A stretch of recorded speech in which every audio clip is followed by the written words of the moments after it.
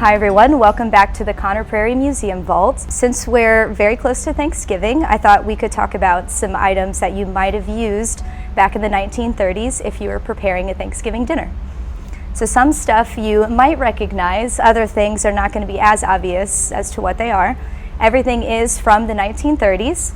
Most objects are made from metals like tin or aluminum, with the exception of our really cool cookbooks that you see down in the front here. So if you take a moment to just kind of look over these objects, think about what looks familiar and what is not super obvious. One of my favorite items in the collection is this little guy here. So he is actually an aluminum cake pan. So he's got two different parts to him. And by the end of the process, you'll have this really cool cake that is in the shape of a lamb. He was produced by a company out of St. Louis. An item that might look similar to something that you have in the kitchen today is this flour sifter. He's actually made out of tin, and you can see the really cool inner workings there. So even after 90 years, he still works just as well. One thing that's changed a lot since the 1930s is a hand mixer. So I really like the color of this one. You might see a similar color on like a KitchenAid mixer today, but this is actually a hand mixer. So fortunately, we have ways to make mashed potatoes that aren't nearly as physical, but in the 1930s, they would use this hand masher. And it used to have this really cool green paint on the handle there that you can see.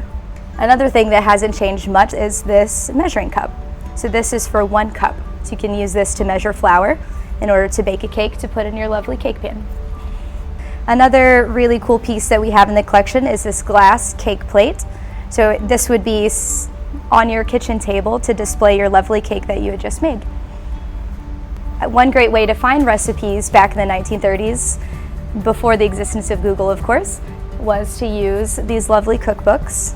So they have these amazing drawings and they're just chock full of different recipes on how to make cakes and meats and other treats that you would serve at Thanksgiving dinner.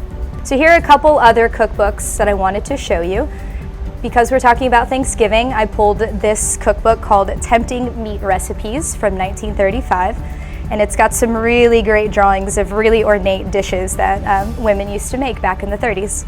This was a way that you could really impress your friends when they would come over for Thanksgiving dinner. I pulled this book not only because of the date, but also because of the really cool lace detailing on the cover and the back cover of the book. One big part of our collection here at Prairie is actually porcelains. So because all of these objects are from the 1930s, they don't get to come out of the vault very often, if ever, since we interpret the 1830s and 1860s periods on the grounds. This is a great example of one of our porcelain pieces. So it's this beautiful plate, and it was donated to Prairie. So the last thing on the table that I wanted to show you is this really cool piece. So it's actually an egg scale. This was used to determine the weight of eggs so that the seller would know how much they were worth depending on their size. You can see the back of it has the little weight. All right, friends, we talked a little bit about our 1930s food-related objects, and now our interpretation coordinator of historic food programs is going to show you a little bit about some of the things we do on the grounds to interpret 1830s cooking procedures. Have fun! Rebecca was just talking about implements used in the 1930s. And there's an interesting little point I want to make. The automatic range originated from the 1930s and was actually built in Kokomo, Indiana, not too far from Prairie. It was called the Dutch oven. Before me here are Dutch ovens. Now these were used in the 1830s. In fact, not just in the 1830s, but this particular oven here was called the Dutch oven. We find these as early as the mid-1600s. It became known as the Dutch oven, the tin kitchen, or the tin oven. This is a very useful kitchen utensil, and it actually saw very little change over the several hundred years that it was in use. We use this right here in Prairie Town for roasting, baking, and so forth. I mentioned that this is the Dutch oven. That's because it first showed up in the 1600s in Dutch paintings, undeniably so. Now you might recognize this vessel here, probably call it a Dutch oven. This here was a very versatile cooking implement in the 1830s. You could fry with it, You could make stews with it, soups. You could even bake bread with it. And that's what I'm going to be doing here in just a moment. Now, the iron pot has been around for centuries. Rumor has it that the adaptations here to the Dutch oven were done by Paul Revere, invented by Paul Revere. Don't know if that's true or not, but it's a pretty strong rumor. What I mean specifically is the rim on the lid and the feet. It allows you to put coals beneath and coals on top. It's actually a very efficient pot to bake in. Now, as I said, this was referred to as the Dutch oven, or the tin kitchen, or a reflector oven. We know this is the Dutch oven. It was also known as a bake kettle or a bake pot. Now, there was a third Dutch oven. Many people called the brick oven, like we have in the Connor house, the beehive oven in the Connor house. Many people called those Dutch ovens as well. It might seem confusing to have three types of cooking utensils named the same thing. We find those different terms being used well into the early 1800s.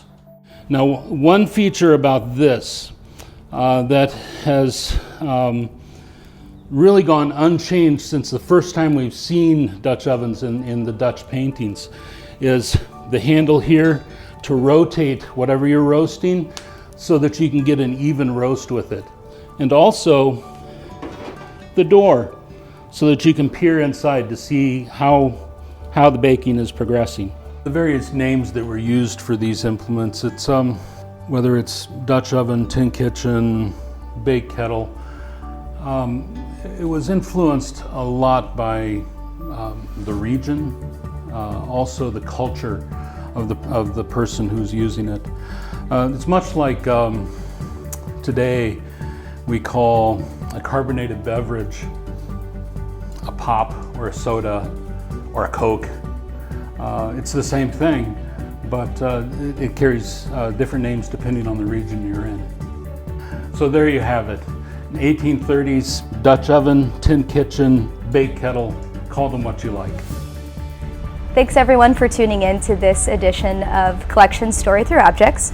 If you're looking for some fun things to do at home over the holidays, you could try Googling some recipes from the 1930s and baking them with your friends and family at home.